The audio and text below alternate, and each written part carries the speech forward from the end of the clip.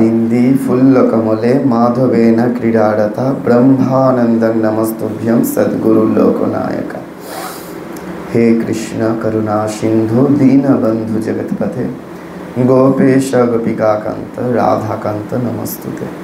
तप्तो कांचन गौरंगी हे राधा वृंदावनेश्वरी विश्वभानुसुते देवी तन्नमामि हरिप्रिय। संसार अर्णव घोरे ज कर्णधार स्वरूपकः नमस्तु रामकृष्णाय तस्मै श्री गुरवे नमः। गुरु ब्रह्मा गुरु विष्णु गुरुदेव महेश्वर गुरु साक्षात् परम ब्रह्म तस्मै श्री गुरवे नमः। जय श्री श्री जगद्धात्री माई की। आज के जगद्धात्री पूजार पंचमी तिथि, तो शुक्ला पंचमी कार्तिक मासेर সেই শুক্লা পঞ্চমী তিথিতে ভগবানের অশেষ কৃপায় আমরা আবার সমবেত হয়েছি ভগবান কথার আলোচনার উদ্দেশ্যে। তো আমরা বলেছিলাম যে দ্বাদশ অধ্যায়ের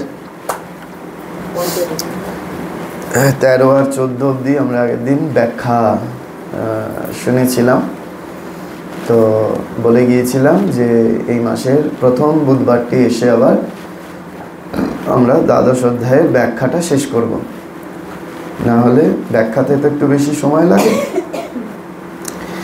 আর পঞ্চদশ অধ্যায়ের যে বাকিটা সেটা আবার আমরা তৃতীয় বুধবার যথাবিধি নিয়মে করব। তো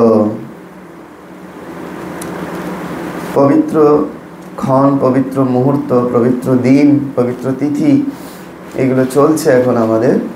তো এইগুলোকে যদি আমরা একটু কাজে লাগাতে পারি তাহলে আমাদেরই ভালো আর কি। ঠিক আছে, ওই লটারির টিকিট লেগে যাওয়ার মতো আর কি। এটা ভালো দিন দেখে কেউ যদি লটারির টিকিট কাটে অনেক সময় লেগে টেগে যায়, অনেকটা এরকম।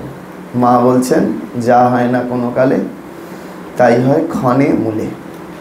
তো এই ক্ষণটাকে যদি আমরা স্বীকার করি, এই ক্ষণগুলোকে যদি আমরা মানি, তাহলে আমাদের হয়ে যেতে পারে।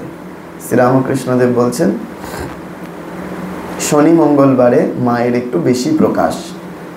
সাধক বা সাধিকা যারা রয়েছেন তারা অন্য দিন হয়তো তপস্যা করে না, কিন্তু অমাবস্যার দিনে তারা তপস্যা করে।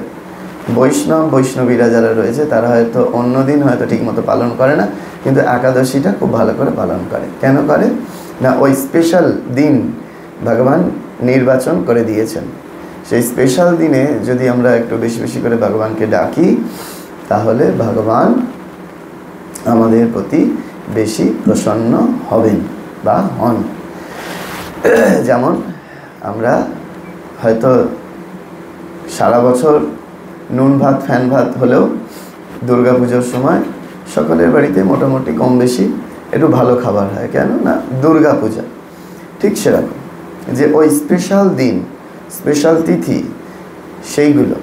তার মানে কি ভবতারিণী মা দক্ষিণেশ্বরে রয়েছে, আপনি যদি বুধবার যান তাহলে কি মা নেই?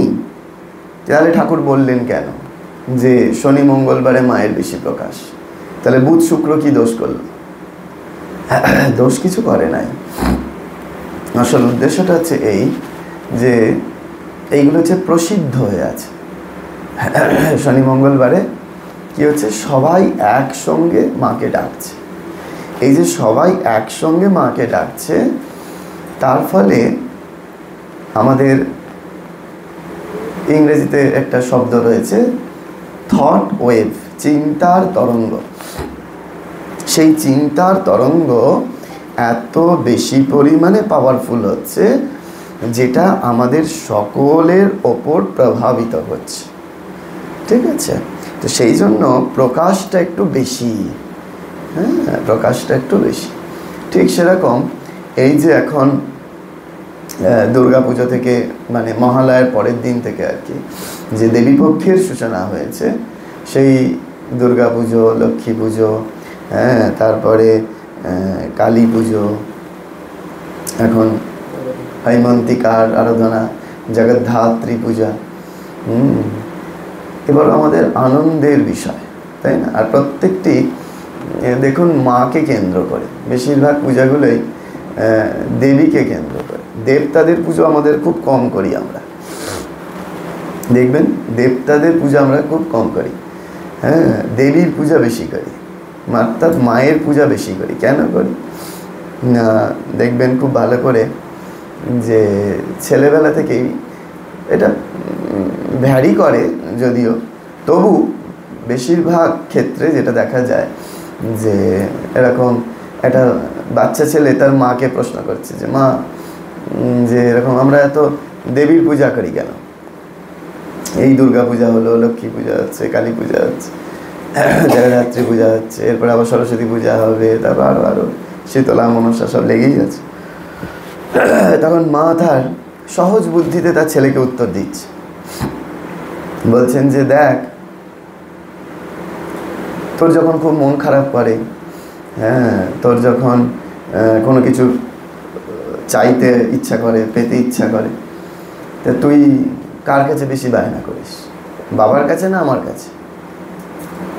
তো সে বাচ্চা ছেলেটা স্বভাবতই উত্তর দিচ্ছে যে মা তোমার কাছে। তখন মা সহজ করে বোঝাচ্ছেন যে এই জন্য আমরাও মাকে বেশি করে পেতে চাই।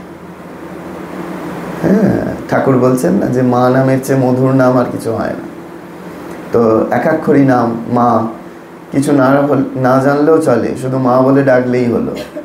তো সেই জন্য আমরাও স্বভাবতই পুরুষ দেবতার পূজা করার থেকে আমরা বেশি মাতৃ আরাধনা করতে ভালোবাসি। যারা বৈষ্ণবী তারাও রাধারানীর পূজা করতে বেশি ভালোবাসে ভগবান কৃষ্ণের ইচ্ছে। এটা খুব সত্য, পরীক্ষিত সত্য।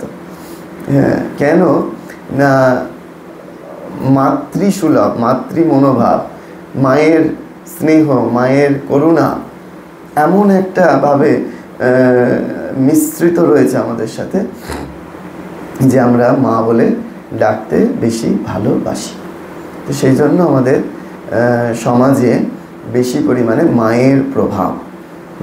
ঠাকুর তো নিজেই বলছেন না যে আমাদের দেখবেন যত না পুরুষ সাধক আমাদের ধরার বুকে এসেছেন, তার থেকে অনেক বেশি এসেছেন মাতৃ সাধক। হ্যাঁ, বেশি মাতৃ সাধক এসেছে, পার্সেন্টেজে বিচার করে দেখলে দেখা যাবে। কেন না ওই পিতার ভাব, ওই রবি ঠাকুর গান লিখেছেন, তুমি আমাদের পিতা, ওগো পিতা বলে যেন জানি। এটা ওয়েস্টার্ন সং, যে ওটা পাশ্চাত্য মনোভাব থেকে, যে ফাদার অফ দি হেভেন, ঠিক আছে, যে ভগবান মানে সে পিতার স্বরূপ। কিন্তু আমরা এটা বিশ্বাস খুব একটা করি না। আমাদের কাছে হিন্দু রিলিজিয়ানের কাছে আমাদের কাছে মাতৃভাবটা বেশি। শ্রীরামকৃষ্ণদেব নিজে বলছেন যে মাতৃভাবের চেয়ে বড় ভাব আর কিছু নাই। হ্যাঁ, মাতৃভাব যদি একবার জাগতে পারে, মা বলছেন না যে মাতৃভাব জাগানোর জন্য, মাতৃভাব জগতে প্রচারের জন্য, জাগানোর জন্য না, মাতৃভাব জগতে প্রচারের জন্য আমাকে রেখে গেছে ঠাকুর, আমাকে রেখে গেছেন মাতৃভাব প্রচারের জন্য। ঠিক সেরকম আমাদের কল্যাণীতে আছেন সর্বেশ্বরানন্দ পুরী মহারাজজি, উনি বলেন যদি মাতৃভাব আমাদের মধ্যে একবার জাগ্রত হয় তাহলে সব হয়ে গেল, সব হয়ে গেল। হ্যাঁ, আমাদের সেটা পুরুষ নারী নির্বিশেষে, কিন্তু যে আমরা পুরুষ শরীর বলে আমাদের মাতৃভাব জাগতে পারে না, এটা কিন্তু একেবারে সম্পূর্ণ ভুল কথা। তো সেই পুরুষ নারী নির্বিশেষে যদি মাতৃভাব একবার জাগে তাহলে কিন্তু সব হয়ে গেল। যে কি হয়ে গেল না, সকলের প্রতি একটা করুণার দৃষ্টি, সকলের প্রতি একটা স্নেহের মমতা। ওই আগে একদিন ক্লাসে বলেছিলাম না যে ওই একটা বাচ্চা ছেলে ক্লাসে দুষ্টামি করছে, তো তার মা তাকে বলছে যে বাচ্চা ছেলেরা তো দুষ্টামি করবে না, তো আর কে দুষ্টামি করবে, তাই না? আর যার সন্তান নয় সে বলছে যে ক্লাসে কি এসে এরকম বিহেভিয়ার করতে আছে। অর্থাৎ সন্তান স্নেহ যদি একবার এসে যায় তাহলে আমরা ক্ষমার দৃষ্টি এসে যাবে। একমাত্র মাই শত অপরাধে অপরাধী হয়েও নিজের সন্তানকে ক্ষমা করতে পারে, ঠিক কিনা বলুন? একমাত্র মাই পারে, স্ত্রী কিন্তু পারবে না। স্বামী যদি শত অপরাধ করে, স্ত্রী বলবে বাবা আগে ডিভোর্স পেপার রেডি করে দাও, তাই না? কিন্তু একমাত্র মা শত অপরাধে অপরাধী হলেও নিজের সন্তানকে ক্ষমা করে দিতে পারে, তাই না? তো সেই জন্য এই মাতৃভাবটা যদি আমাদের মধ্যে একবার জাগ্রত হয়, তাহলে এই ধরার বুকে যত মানুষ আছে, যত প্রাণী আছে, সকলের প্রতি আমাদের এই মাতৃভাবের স্নেহ বর্ষিত হবে। সেই জন্য শুধু নিজের সন্তানের মা হয়ে উঠতে নেই, তার সঙ্গে সঙ্গে ওই চেষ্টা করতে হয়, জগৎ জননী তো আমরা হতে পারবো না মায়ের মতো, তবু যতজনকে অন্তত আমার কাছে পাচ্ছি ততজনকে আমার সেই মাতৃভাব যাতে বিতরণ করতে পারি। বোঝা যাচ্ছে? তো সেইটি জন্যই কিন্তু আমাদের মাতৃপূজা, এর জন্যই কিন্তু আমাদের মাতৃপূজা। তো সেই জন্য ওই একটু বৃহৎ আকারে ভাবতে হয়, বৃহৎ আকারে মানুষের কাছে পৌঁছাতে হয়। আমি কেন বলছি কথাগুলো, সেগুলো তো এই পাঠে আসবে বলে আমি জাস্ট একটা ভূমিকা তৈরি করছি। তো সেইগুলি যদি আমাদের না হয়, তাহলে আমরা যেটা শুনছিলাম যে ভগবানের প্রিয় ভক্ত হব কেমন করে, যে আমরা ভগবানের প্রিয় হব কেমন করে, সেটা হয়ে ওঠা যাবে না। খুব কঠিন এটা। তো সেই জন্য আমরা 15 নম্বর মন্ত্রে যাব, শ্লোকে যাব। যস্মান্ন দ্বিজতে লোক লোকান্ন দ্বিজতে চজহা হর্ষমর্ষ ভেদ বেগৈ মুক্ত যশা চমে প্রিয়া। যস্মান্ন দ্বিজতে লোকা লোকান্ন দ্বিজতে চজহা, অর্থ কি না, যিনি কাউকে উদ্বিগ্ন করেন না আর যিনি কারো দ্বারা উদ্বিগ্ন হন না।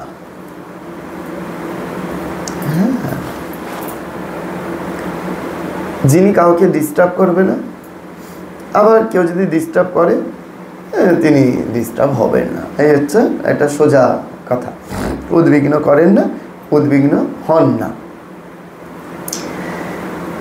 এটা তো গীতায় বর্ণিত হলো, কিন্তু প্র্যাকটিক্যালটা শ্রীরামকৃষ্ণদেব করে দেখাচ্ছেন বা বলছেন যে আমাদের কি করতে হবে আর কি করতে হবে না। ভাবুন আপনি সংসারে আছেন, এবার সংসারে রয়েছেন, এবার আপনি ভাবছেন যে আপনি কাউকে উদ্বিগ্ন করবেন না, এটা আপনার থেকে একদম ঠিক আছে যে আপনি কাউকে উদ্বিগ্ন করবেন না। আচ্ছা, আপনি কারো দ্বারা উদ্বিগ্ন হবেন না, এটা খুব কঠিন। এর জন্য শ্রীরামকৃষ্ণদেব আমাদের 3টে পথের কথা বলেছেন। কি? প্রথম বলছেন স স স, সহ্য করো সহ্য করো সহ্য করো। First, number 1। বাংলা বর্ণমালায় ঠাকুর বলছেন স বর্ণ একটা কিংবা দুটো, স কেবল 3টে বলে তিনি বলেছেন। যদিও বানানের দিক থেকে তো সেটা হয় না, তবু ঠাকুর বলছেন যে হয়তো প্রোনাউন্সিয়েশনের দিক থেকে বলেছেন যে সহ্য করো সহ্য করো সহ্য করো। আপনি সহ্য করছেন, খুব করে সহ্য করছেন।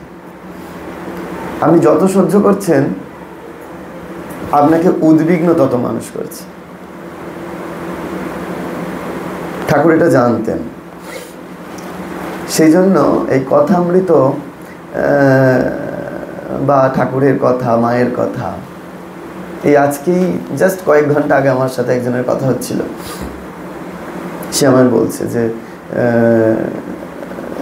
একটা উদাহরণ দিচ্ছি আর কি বোঝানোর জন্য, যে মহারাজ সাধুর তো ছোট বড় নেই, মা তো ছোট বড় করেননি।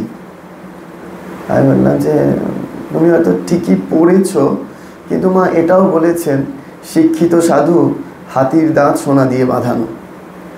তাহলে তো মা কম্পেয়ার করছেন, তার মানে শিক্ষিত সাধু যখন মা বলছেন, তার মানে অশিক্ষিত সাধু আছে, তো তার মানে অশিক্ষিত সাধু তো আর হাতের দাঁত সোনা দিয়ে বাঁধানো হচ্ছে না। তাহলে তুমি বলছো কেমন করে? তখন তাকে বোঝালাম যে ঠাকুর মায়ের কথা পড়ার একটা মানে, বা যে কোনো ভাগবত প্রসঙ্গ, ভাগবত কথা, গীতার কথা পড়ার একটা স্টাইল আছে, পড়ার একটা স্টাইল আছে, এবং সেটা একটা দীর্ঘদিনের সাধনা। আমি যখন কথামৃত নিয়ে এক প্রকার সেই রিসার্চ করার মতো আমার একটা টপিক দেওয়া হয়েছিল, যে দক্ষিণেশ্বরে শ্রীরামকৃষ্ণদেবের সকাল ও সন্ধ্যা, এটা নিয়ে প্রচুর লেখালেখি করেছিলাম। তো তখন বুঝতে পেরেছিলাম যে ওইটায় না ডুবে গেলে ধারণা করা যাবে না। ঠিক সেরকম এই যে আপনি উদ্বিগ্ন হবেন না, কিন্তু আপনার এমন সংসারের মানুষ আছে, এমন আচরণ করবে যে আপনাকে উদ্বিগ্ন হতে হবে। ঠাকুর তার জন্য কি বললেন? নাম্বার 2, ছোবল মেরো না, ফোঁস করতে হয়। কি সুন্দর দেখুন, একটা করে জাম্প করছেন শ্রীরামকৃষ্ণদেব। প্রথম বলছেন সহ্য করো, যদি সহ্য করে হয়ে যায়, যার প্রতি সহ্য করছেন ঠিক আছে বাবা, সে আপনাকে আর উদ্বিগ্ন করলো না, ঠিক আছে। কিন্তু দেখছেন রিপিটেডলি সে আপনাকে উদ্বিগ্ন করছে, তখন কি করতে হবে না? ছোবল মেরো না, ঠাকুর বলছেন। তাই বলে মুখ বুঝে আর সবার জায়গাটা নেই, কিন্তু তখন ঠাকুর বলছেন যে ফোঁস করো, অর্থাৎ তাকে তুমি একটু বলো, বলার অধিকার তোমাকে দিয়েছেন ঠাকুর। তারপরে বলে দিচ্ছেন যে আমি তাই বলে অপরের অনিষ্ট করতে বলছি না। ধরুন, খুব প্র্যাকটিক্যালি বুঝুন, আপনার পাশের বাড়ির সাথে ঝগড়া হয়েছে, আপনি ঝগড়া করতে চান না, কিন্তু আপনাকে এতই অতিষ্ঠ করছে যে আপনার সঙ্গে একটা মিসআন্ডারস্ট্যান্ডিং হয়েছে, কথা কাটাকাটি হয়েছে, আপনি যুক্তি দিয়েই তাকে কিছু কথা বলেছেন, কিন্তু পর মুহূর্তে তার জন্য কি ঠাকুর ঘরে এসে মঙ্গল প্রার্থনা করতে পারছেন? Mind it. যদি পারেন তাহলে কথা বলাটা সার্থক, তাকে উচিত কথা বলা সার্থক। যদি না পারেন, জানবেন আপনার আধ্যাত্মিক পথ ওখানেই ধূলিসাৎ হয়ে গেল। ভালো করে বুঝুন, ঠাকুর কোথায় উচিত কথা বলতে বলছেন, কোথায় ফোঁস করতে বলছেন। আমরা ফোঁস করার জায়গায় বিষ ঢেলে দিই। আপনি ফোঁস করুন, কিন্তু পর মুহূর্তেই যাকে উচিত কথা বলছেন তারই হয়ে তার সামনে আপনি বলে এলেন। এবার বিবেকানন্দকে নিয়ে আসি। ক্ষেত্রীর রাজা স্বামীজি কে বলছেন যে স্বামীজি, আমি বোধহয় ক্ষেত্রী রাজা নাও হতে পারে, আমি ঠিক এই মুহূর্তে আমার কিরকম ভুলে গেলাম, মনে হলো। মোট কথা, নয় মহীশূরের রাজা, নয় ক্ষেত্রী রাজা, যে কোনো একজন হবে। আসল তত্ত্বটা বলছি। স্বামীজিকে বলছেন যে আপনি আমার সামনে এত আমার নিন্দা করেন, কিন্তু আমি জানি আপনি সকলের কাছে আমার প্রশংসা করেন। কেন? স্বামীজি উত্তর দিচ্ছেন, আমি আপনার সামনে আপনার নিন্দা করব, কিন্তু পর মুহূর্তেই যদি আপনার পুত্র এসে আমাকে প্রশ্ন করে আমার পিতা কেমন, আমি আপনার সমস্ত ভালো গুণগুলো আপনার পুত্রের সামনে তুলে ধরব। দেখুন, আমরা ঠিক উল্টো করি, ঠিক উল্টো করি। আমরা মানুষের সামনে খুব ভালো ভালো কথা বলি আর পিছনে তার নামে নিন্দা করি। আর স্বামী বিবেকানন্দ ঠিক তার উল্টোটা করছেন, বলছেন আমি আপনার সামনে আপনার নিন্দা করব, কেননা আপনার ভুলগুলো সংশোধন না হবে না তার জন্য। নিন্দা করা মানে ওইরূপ নিন্দা না, আমাদের মতো না। ভুলগুলো সংশোধন হবে না যদি আপনার সামনে আমি না বলি।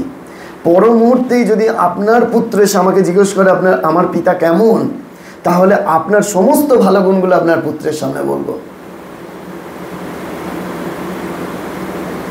বুঝতে পারছেন কোন জায়গায় উত্তীর্ণ হলে এটা সম্ভব? তখন তো বলা যায় জাসমান নদী যেতে লোক ও লোকান নদী যেতে চাচা। তার আগে তো বলতে পারবো না, তার আগে তো তোতা পুখির বুলি হবে, সম্ভব নয়।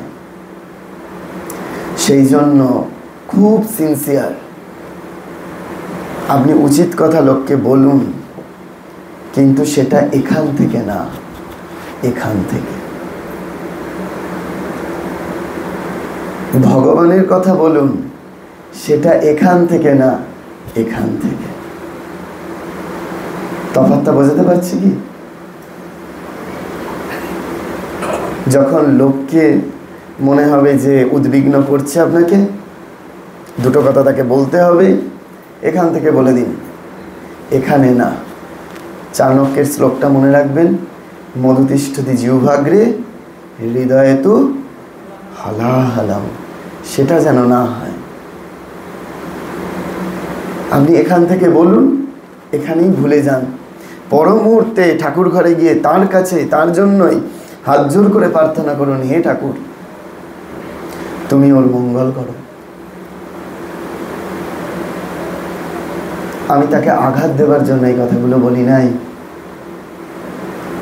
তার শুধু শুভ বুদ্ধি উদয়ের জন্য এই কথাটি বলেছি। না হলে আমি অধঃপাতে চলে যাচ্ছি, কারণ আমায় তো তার পাশেই বাস করতে হচ্ছে, আমি তো পারছি না এই জায়গাটা ছেড়ে চলে যেতে। এটা হলো সেকেন্ড স্টেপ।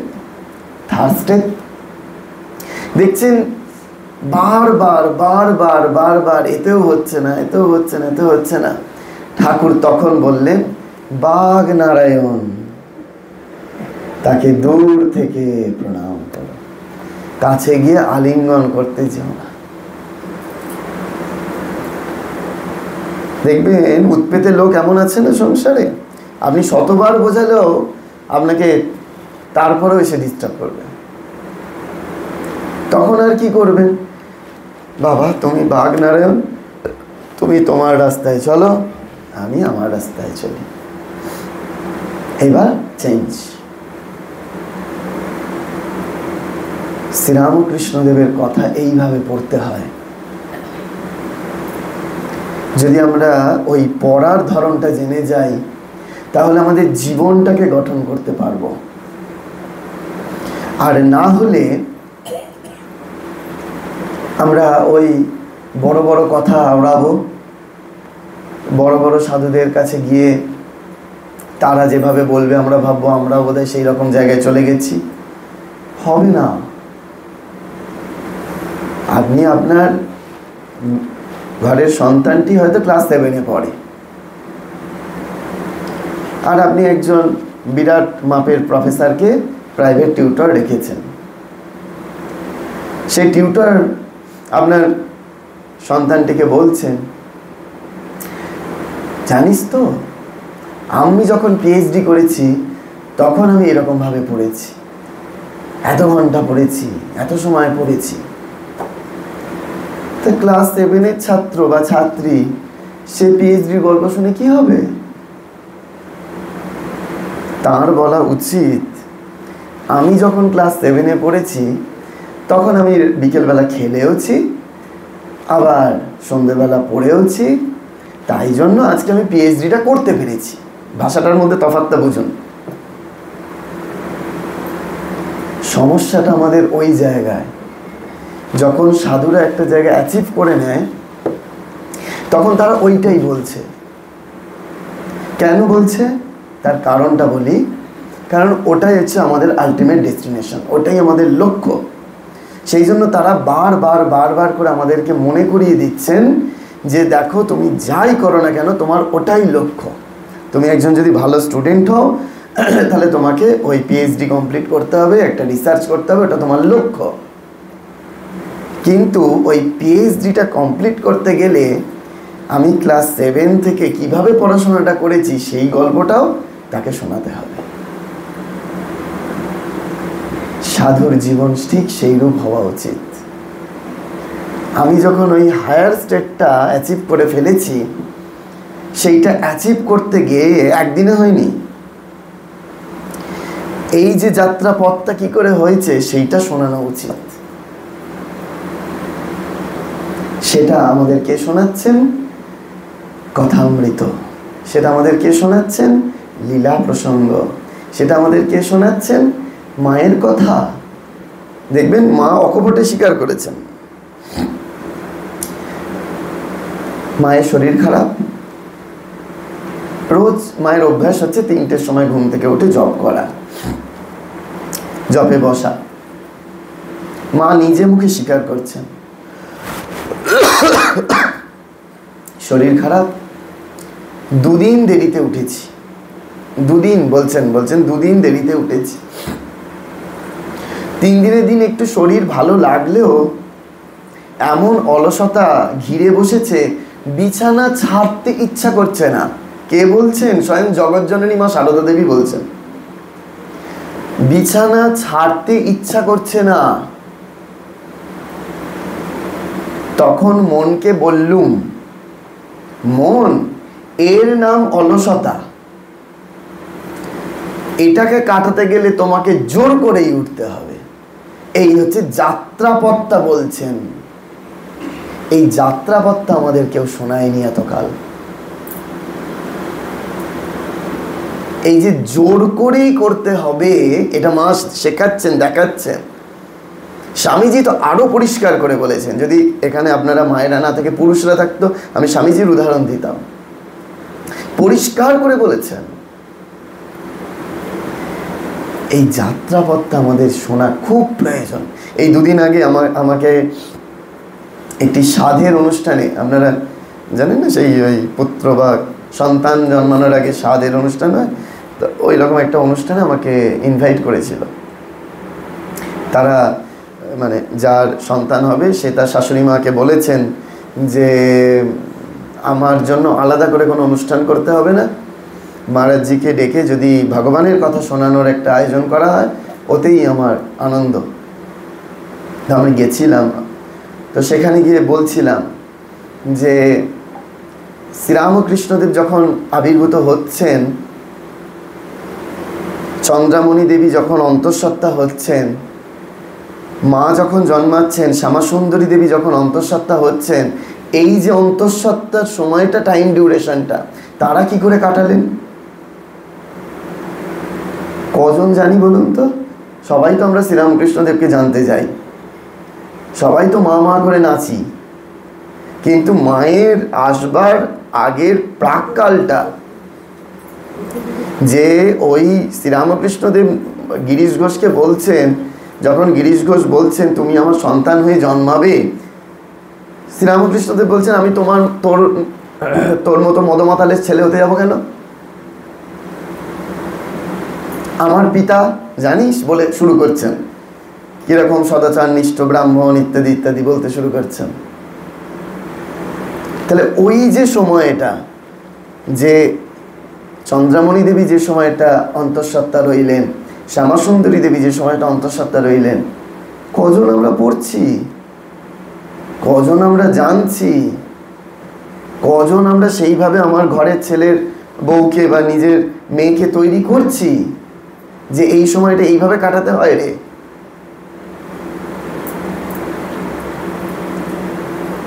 আমরা এইগুলো জানি না, জানবার চেষ্টাও করি না। জানি না বললে ভুল। আর দ্বিতীয় কথা কি জানেন, জানানোর চেষ্টাটাও হয় না।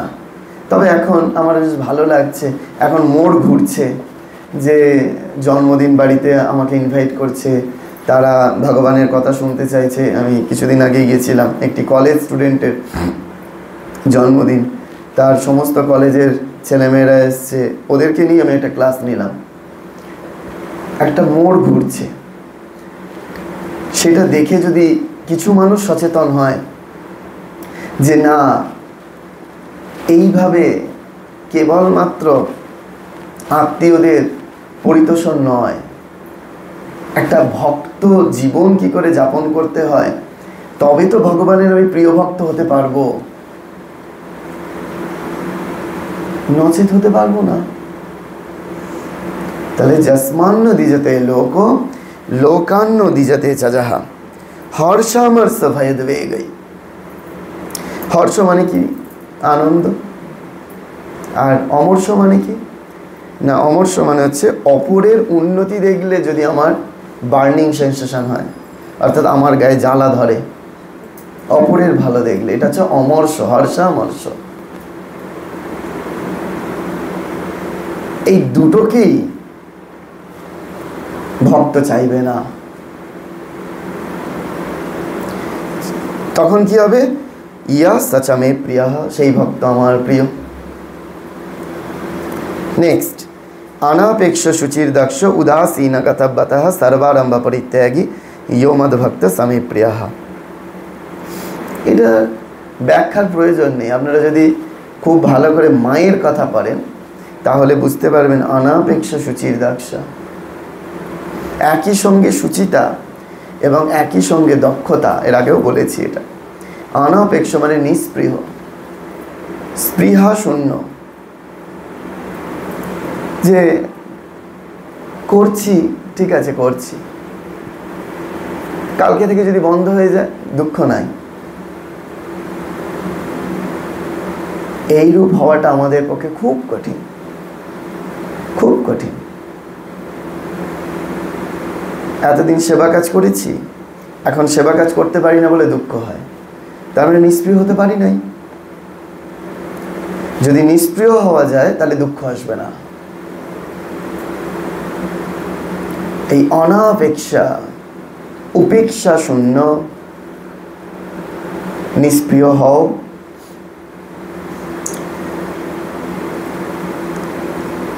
তারপরে কি বলছে? উদাসীন গতব্যতঃ, যে সর্ব ব্যাপারে উদাসীন।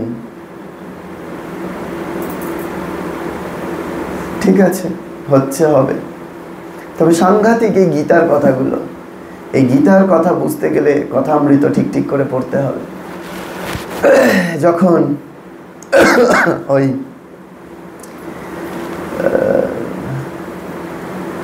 কথামৃতের একদম শুরুতেই আছে, নামটা ভুলে যাচ্ছে এই মুহূর্তে, একজন এসে ঠাকুরের কাছে বসে আছে না, হাজরা মনে হয়, ওই বসে আছে, তার ঘরে এদিকে সংসার রয়েছে, প্রতিজন মানে ছেলে মেয়ে রয়েছে। ঠাকুর জিজ্ঞেস করলেন, এই তোমার ঘরে কে আছে? না অমুক ছেলে আছে। আছে, তা তুমি এখানে কেন? ঠাকুর বুঝতে পেরেছেন যে ভণ্ডামি করছে, যে ঘরে সব ছেলেপুলে রয়েছে তবু এখানে কেন? না, তখন ঠাকুর বলছেন, তুমি বিয়ে করেছো, তুমি ছেলের জন্ম দিয়েছো, তা তোমার ছেলেকে কে খাওয়াবে? তুমি খাওয়াবে না কি ও পাড়ার লোক এসে খাইয়ে যাবে? যাও বলে তাড়িয়ে দিচ্ছেন ঠাকুর। ভালো করে কথামৃত পড়বেন, দেখবেন কিন্তু শুরুতেই আছে, তাড়িয়ে দিচ্ছেন ঠাকুর। আবার সেই শ্রীরামকৃষ্ণদেব, এখন এইটা দেখে যদি কেউ একেবারে সংসারে ডুবতে বসে, সেই শ্রীরামকৃষ্ণ এই মাস্টার মশাইকে জিজ্ঞেস করছেন, মাস্টার তুমি বিয়ে করে ফেলেছ? যেন আটকে উঠছেন, হ্যাঁ করেছি শুনে। তোমার ছেলেপুলে আছে? হ্যাঁ আছে। আটকে উঠছেন, বলছেন যা রামলাল বিয়ে করে ফেলেছে। তাহলে একই শ্রীরামকৃষ্ণ ব্যক্তি বিশেষে প্রকাশের তারতম্য ঘটছে।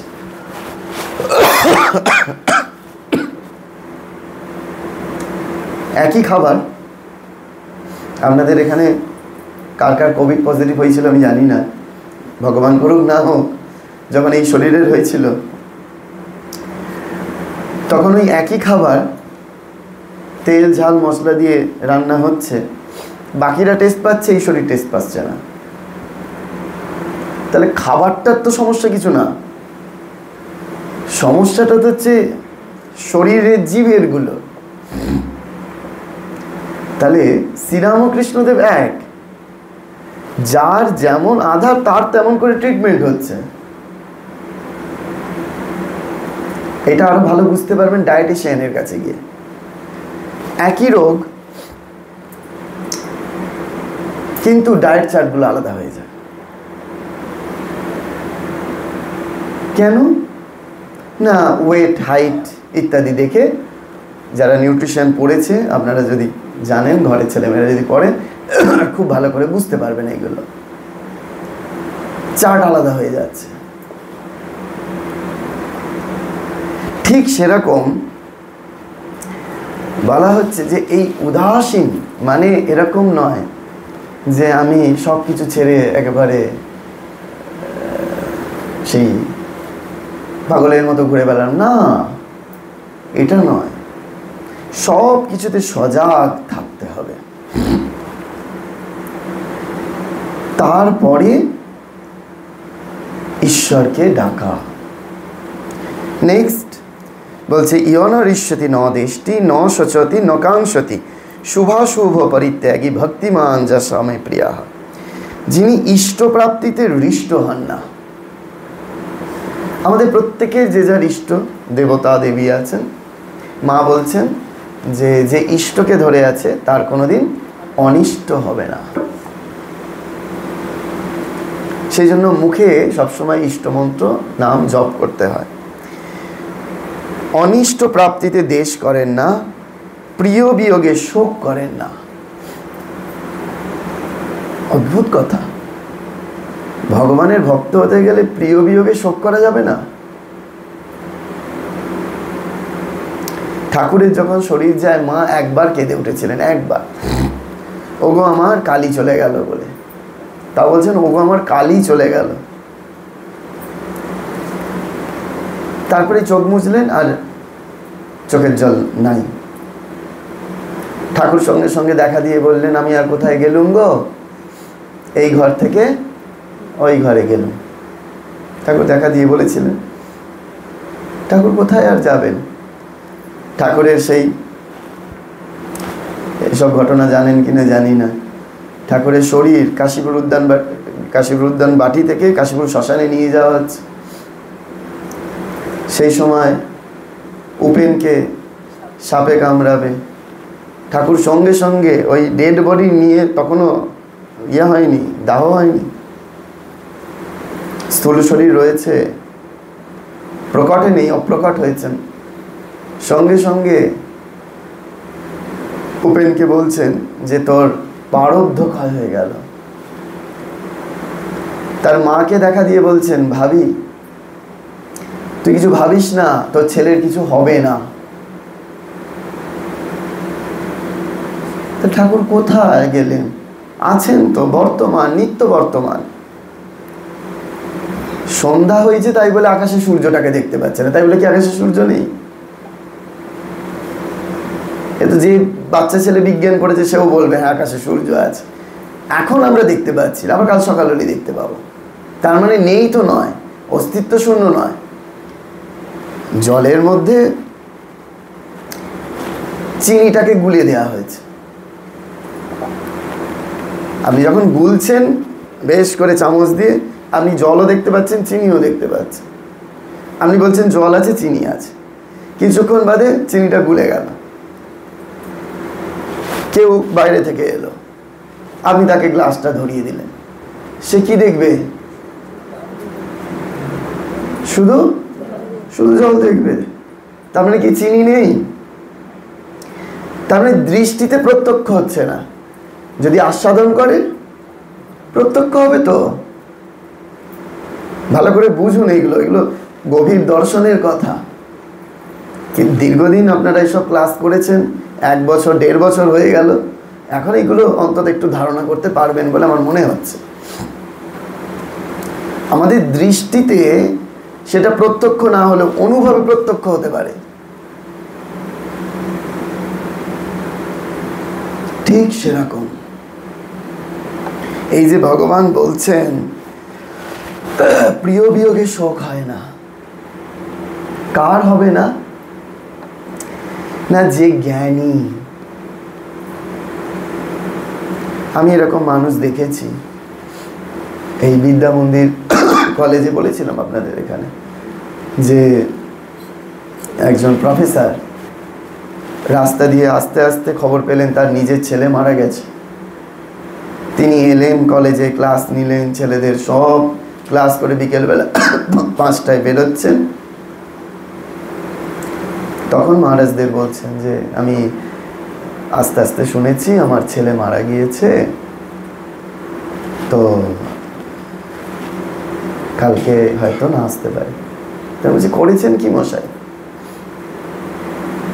বলছে হ্যাঁ আমার এক ছেলে মারা গেছে, কিন্তু আমার কলেজে এত ছেলের আমার ক্লাস অফ যাবে এটা ভাবতেই পারি না। উনি এক্সট্রা ক্লাস করিয়ে নিলেন ওই জন্য আজকে, যদি কালকে না আসতে পারে। এরকম আরেক ভক্ত কথা আমি শুনেছি এক বৈষ্ণব সাধুর কাছে, যে তারা বাইরের ভক্ত আর কি, জার্মানিতে ছিল। ভক্ত মানে সে এরকম ভক্ত পাওয়া খুব দুর্লভ, সত্যি দুর্লভ। তো ইন্ডিয়াতে এসেছে, এসে কোনো আত্মীয় স্বজনের বাড়িটারি থাকে না। তারা নয় বৃন্দাবন ধাম, নয় নবদ্বীপ ধাম, এরকম ধামে বাস করে পুত্র স্ত্রীকে নিয়ে। তো আগেকার দিনের ওই সেই কি জল গরম করার নাকি গ্যাসের গিজার ছিল, আমি জানি না। তো ওই গ্যাস বেরিয়ে 17 বছরের ছেলের ব্রেন হ্যামারেজ হয়ে গিয়েছিল। 17-18 দিন আইসিইউতে রইল। তারপরে সন্তান এক্সপায়ার করে গেল। রাত্রিবেলা মধ্যরাত্রি যখন এক্সপায়ার করে গেল, যেই মুহূর্তে শুনতে পেল সেই মুহূর্তে তারা স্নান আদি সেরে আগে ভগবানের ঘরে ঢুকে গেল, ঠাকুর ঘরে ঢুকে গেল। বৈষ্ণবদের রীতি হচ্ছে 16 মালা জপ করা। তারা সঙ্গে সঙ্গে আগে 16 মালা জপটা কমপ্লিট করে ফেলল।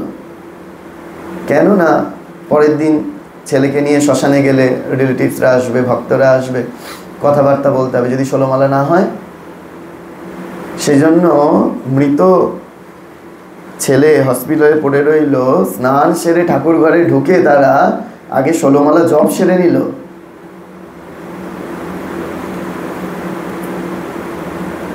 এরপরেও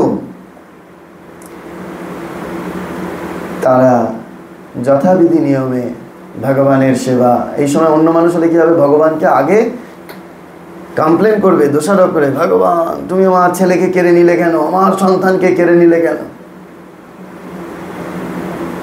তার মানে যে এই যে গীতার কথা,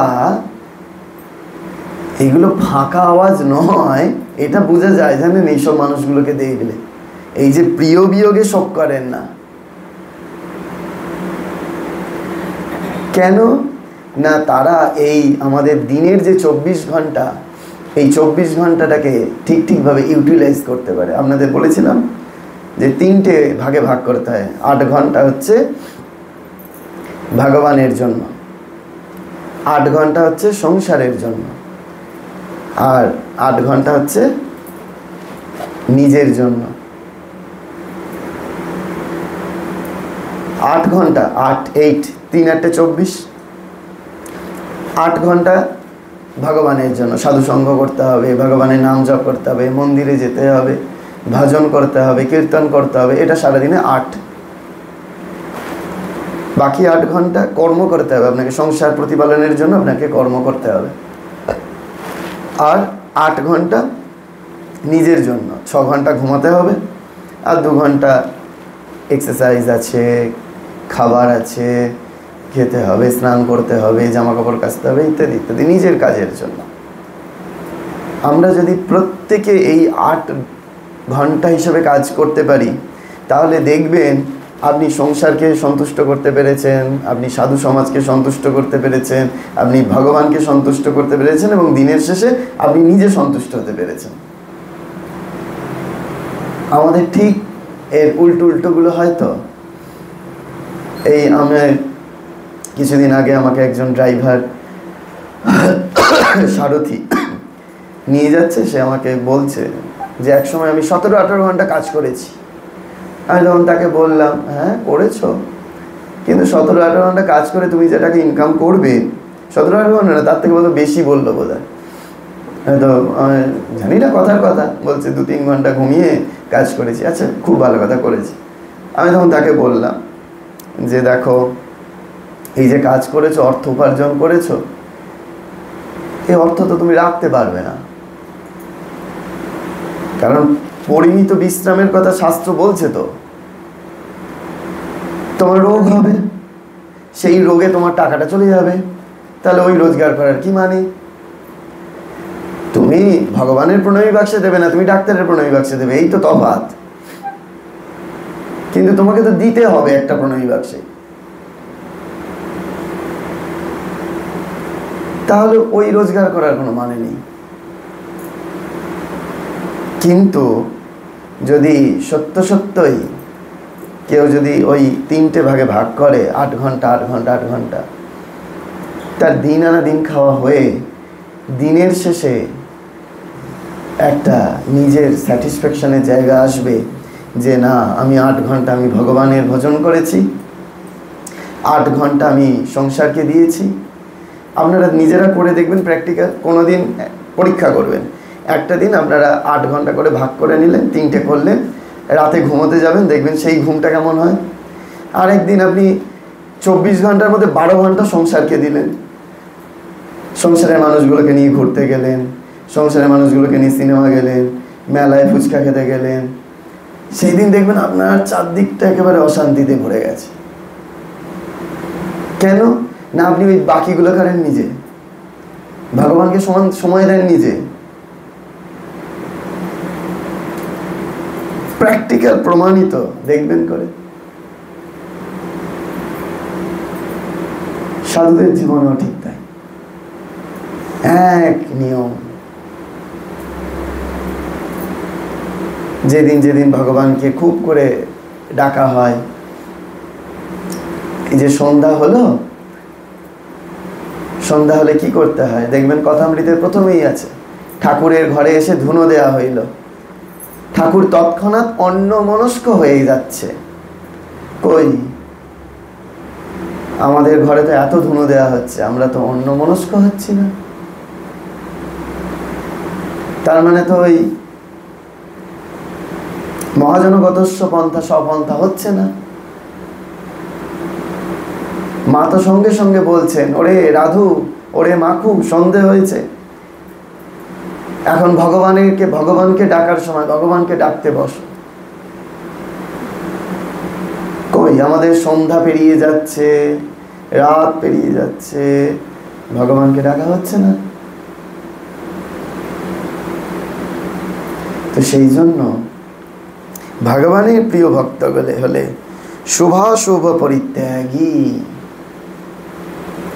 এই শুভ এবং অশুভ এই দুটোকেই সমবস্থায় কে নিতে পারবে না? যার মধ্যে জ্ঞান স্পৃহাটা হয়েছে, জ্ঞানটা হয়েছে, সে জানে যে ওই ভগবানই নিত্য, ভগবানই সত্য।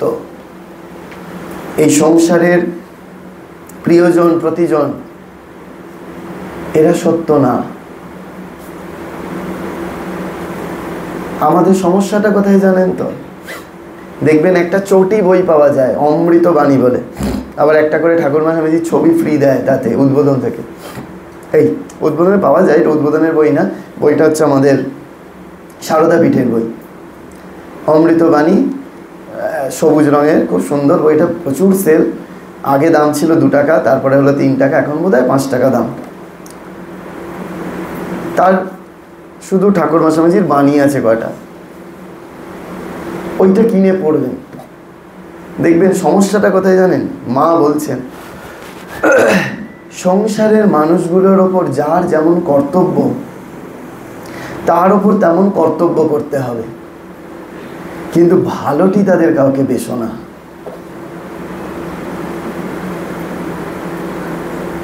আমাদের সমস্যা কোথায়?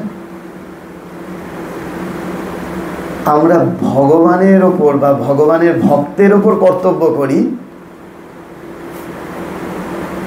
ভালোবাসি না, আর সংসারের মানুষগুলোর ওপর ভালোবাসা দিয়ে ফেলি,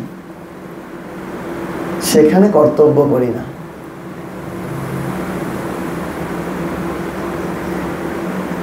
একটা দিন আমি শুধু আলোচনা করব কর্তব্য আর ভালোবাসাটা কোথায় আলাদা।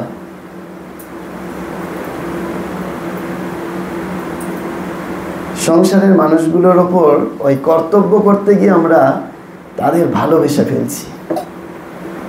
মা পরিষ্কার বারণ করছে, আমরাই তো ঠাকুর মায়ের নাম নিয়ে জপ করছি, কিন্তু মা পরিষ্কার বলছেন সংসারের মানুষগুলোর উপর কর্তব্য করো। যদি ভালো কাউকে বাঁচতেই হয় তাহলে তাকে।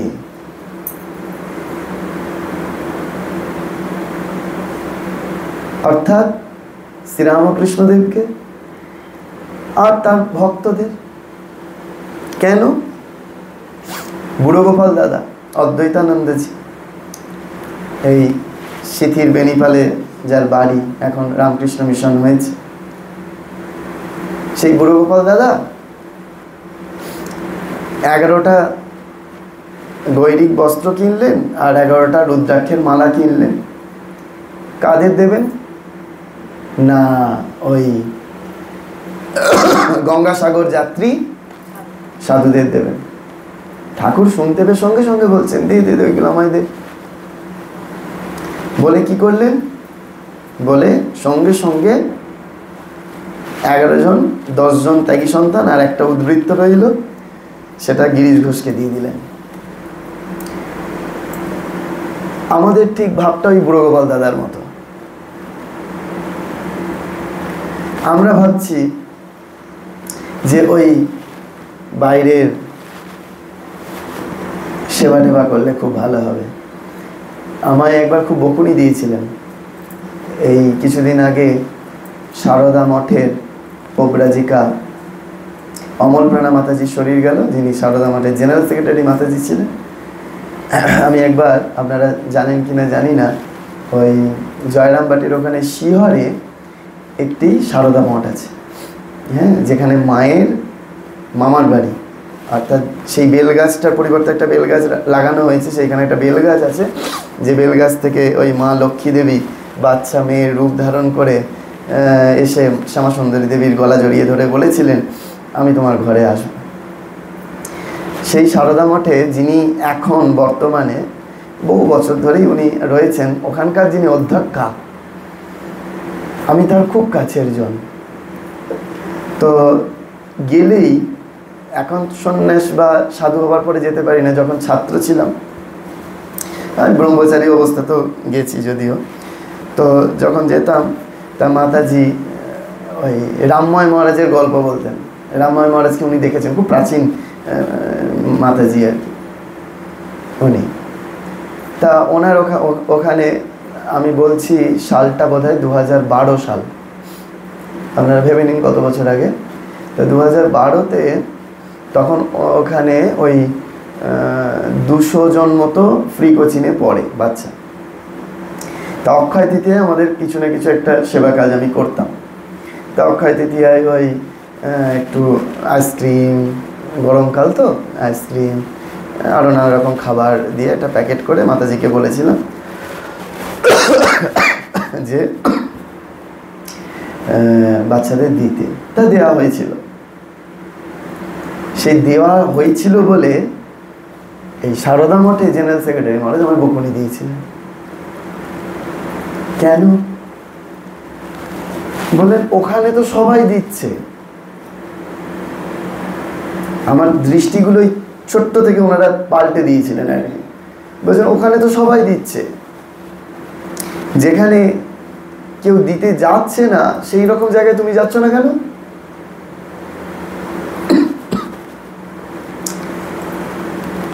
আমাদের ওই ভাবটাই বুড়ো গোপাল দাদার মতো। আমরা ভাবছি গঙ্গাসাগর যাত্রী, ওদের দিলেই হবে, কিন্তু আমার পাশেই রয়েছে কেউ, তার দিকে দেখছি না। এই জন্য ভক্ত হওয়া খুব কঠিন। যে আমি কার ওপর কর্তব্য করব আর আমি কাকে ভালোবাসবো, এই দুটোকে বোঝা যদি একবার বুঝে নিতে পারি, তাহলে তো একেবারে সুরাহা হয়ে গেল। যে আমি সংসারের মানুষগুলোর ওপর কর্তব্য করব আর ভগবানের ভক্তদেরকে ভালোবাসবো, ভগবানের ভক্তদের সেবা করব, এইরূপ। তাহলে কি হবে না, 19 আর 20, তুল্য নিন্দা স্তুতির মৌনি সন্তুষ্ট যেন কেনচিত অনিকেত স্থিরর মতি ভক্তিমান যসমে প্রিয়। তখন নিন্দা আর স্তুতিতে আমাদের সমবুদ্ধি আসবে। না হলে আমাদের নিন্দা করলে আমাদের কষ্ট হবে, যদি ভালো বলে তাহলে আমাদের ভালো লাগবে।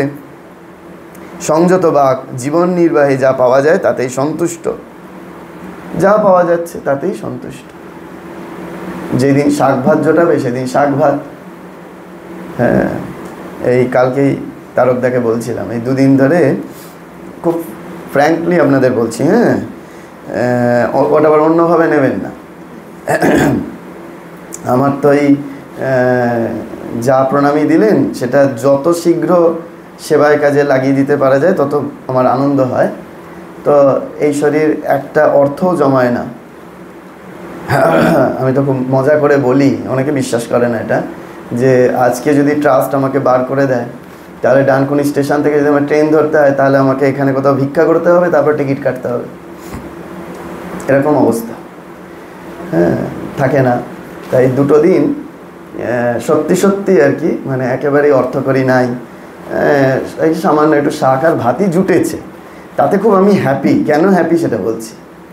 যখন ওটা জোটে, আবার কখনো কখনো এত মানে বাটি জোটে যে খেয়ে শেষ করা যায় না। হ্যাঁ, এই দুটো সমভাব যদি না থাকে, এটা শুধু খাদ্যের ব্যাপারে না, সব কিছুতে থাকে না আমাদের, তখন এই ভাবনা হয় যে মায়ের এই শাক ভাতটাও জুটেনি, ভাত খেয়েছে নুনটা জোটেনি, সেখানে তো শাকটা জুটছে। এই যে ভাবনা, এই যে আনন্দের, এই আনন্দটা অনুভব করতে হয়। দেখবেন এতে যে কি আনন্দ, কি তৃপ্তি, অন্য কিছুতে পাবেন না। কোনো কিছুতে পাবেন না। এই শুধুই ভাবনার স্তরটায় বদলান। তো সেই জন্য এই যা পাওয়া যায় তাতেই সন্তুষ্ট।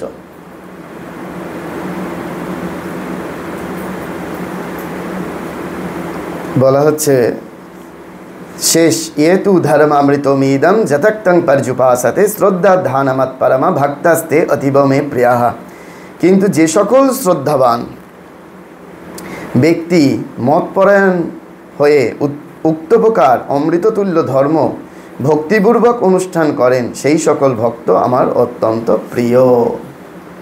অর্থাৎ শ্রদ্ধাবানকে না বলছে, বেদ শাস্ত্র মহাত্মা গুরুজন ঈশ্বরের বচনে প্রত্যক্ষে ন্যায় বিশ্বাস রাখাকেই শ্রদ্ধা বলে। সেই শ্রদ্ধাবান ব্যক্তি কি করবে না, মতপরায়ণ হয়ে অমৃততুল্য ধর্ম ভক্তিপূর্বক অনুষ্ঠান করবে। ওই যে জন্মদিন বাড়িতে ডেকে নিয়ে যাচ্ছে আর সাধের অনুষ্ঠানে ডেকে নিয়ে যাচ্ছে, ওদের ওই এক জন্মের স্বীকৃতিতে নয়, পূর্ব জন্মের বহু স্বীকৃতিতে। তবে আজকে তাদের মনে হচ্ছে এই যে সামাজিক অনুষ্ঠানেও সাধারণ মানুষকে না খাইয়ে মানে না পরিতোষণ করে, ভক্তদেরকে, এরকম বহু জায়গা আছে। আমি বহু বছর আগে হালি শহরে এরকম দেখেছিলাম। ওইসব জায়গা তো ভক্তদের একেবারে খোঁজ জায়গা বলা হয়। তা ওই সব জায়গায় দেখেছি যে ওই ভক্তদেরকে নিয়েই আনন্দ। কিন্তু আমরা নিমন্ত্রণ বাড়ি যাই কেন? না, ওই আমার নিমন্ত্রণে তারা আসবে না। আমি যদি তোমার মেয়ের বিয়েতে যদি না যাই, এই যে বিয়ের কার্ড সুন্দর করে রয়েছে দেখছি, যে আমি যদি তোমার মেয়ের বিয়েতে না যাই তাহলে তুমি আমার মেয়ের বিয়েতে আসবে না। কিন্তু আমি যদি ভক্তদের নিয়ে একবার ভাবি যে আমি ভক্তদের নিয়ে আনন্দ করব, তাহলে আমার মেয়ের বিয়েতে আমি ভক্তদের বলবো, ভক্ত সেবা দেব। আমার জড়জগতের মানুষদের সাথে মেলার তো দরকারই নেই। তাতে যারা আসবে আসবে, না আসবে না আসবে। খুব কঠিন। যদি করতে পারেন, আমার তো বড় স্বাদ হয় যে এরকম গৃহস্থ দেখার। যদি এরকম গৃহস্থ আপনারা হতে পারেন যে বাকি জীবনটা শুধু ভক্তদের নিয়েই কাটান না, ভগবানের দিকে এগোচ্ছেন, কি করে বুঝবেন? ঠাকুর তো পরিষ্কার কথামৃতে বলে গেলেন যে যখন সংসারটা পাতকুয়ো বোধ হবে আর আত্মীয় স্বজনগুলোকে কালসাপ বোধ হবে। এখন যদি আপনি আত্মীয় স্বজনের বাড়িতেই যান, আত্মীয় স্বজনকে নিয়েই আনন্দ করেন, না আমি তো গৃহস্থ, আমাকে তো যেতেই হবে, তাহলে বেদ কি বলে, এই উপনিষদ কি বলছে শোনাই। উপনিষদ বলছে সংসারী মানুষ কি মনে করে? মনে করে সংসারটা কেমন? কুপিত ফণিনী ফণার ছায়ার ন্যায়। সংসারের মানুষগুলো হচ্ছে সব ওই কালসাপ। কিন্তু সংসারের মানুষ কি মনে করছে, যখন ওই সাপ যখন ফণা তোলে না, তার নিচে একটা ছায়া পড়ে, সেই ছায়ায় শুয়ে মনে করে বাহ বাহ বাহ, খুব সুন্দর ছায়া পেয়েছি, প্রাণ জোড়াতে পারবো এই ছায়াতে। ওরে ঠাকুরমা স্বামীজি বিরাট বটবৃক্ষের মতো রয়েছে, সেই ছায়ায় আমরা আশ্রয় না নিয়ে ওই কুপিত ফণিনী ফণার ছায়াতে আশ্রয় নিয়ে ফেললাম, এইক্ষুনি ছোবল মারবে। কিন্তু আমরা ওই ছায়াতে থেকে ভাবছি খুব ভালো আছি। এমন গৃহস্থ হয়ে কি লাভ? হন না দেখি একটা এইরকম গৃহস্থ। আজকের দিন থেকে শপথ নিন না যে বাকি জীবনটা কেবল ভক্ত অনুষ্ঠানে যাব, কেবল ভক্তদের নিয়ে থাকবো। আমার বাড়িতে যা অনুষ্ঠান হবে সেটা শুধু ভক্তদেরকেই বলবো, বাকিদেরকেও বলবো। তারা যদি না আসতে চায় আসবে না, তার জন্য আমার কোনো অনুতাপ নেই, ভক্তরা আসবে। কিন্তু আমরা না মেয়ের জন্মদিন করি, ছেলের জন্মদিন করি, কিন্তু বাড়িতে ভক্ত সেবা দিই না।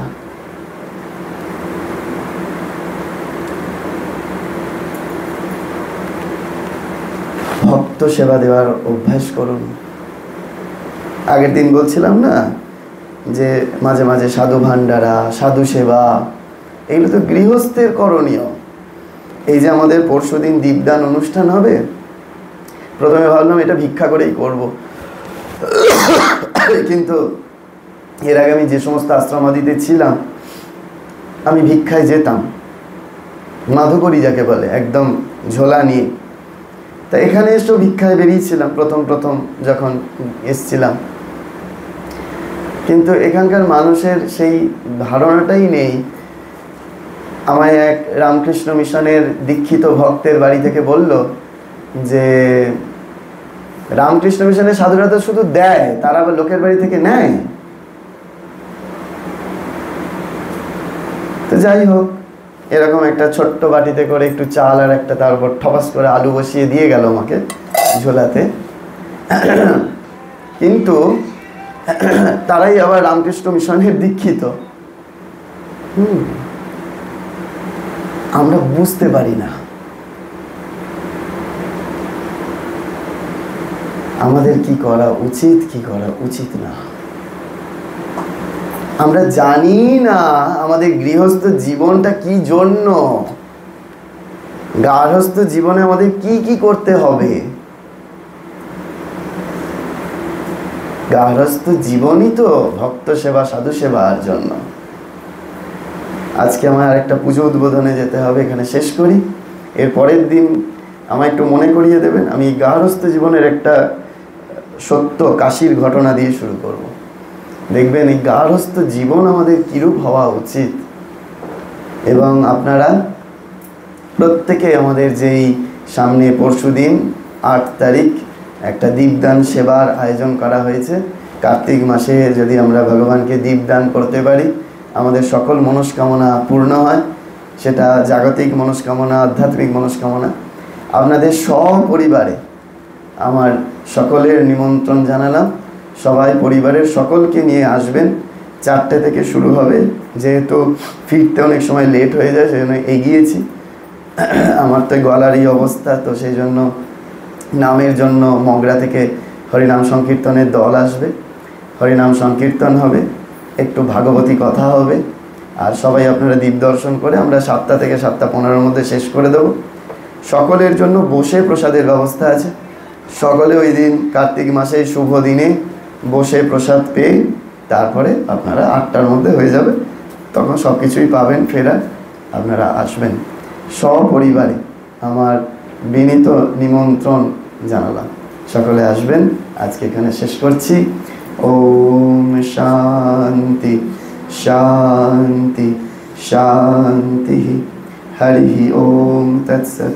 শ্রীরামকৃষ্ণ প্रणमस्तु।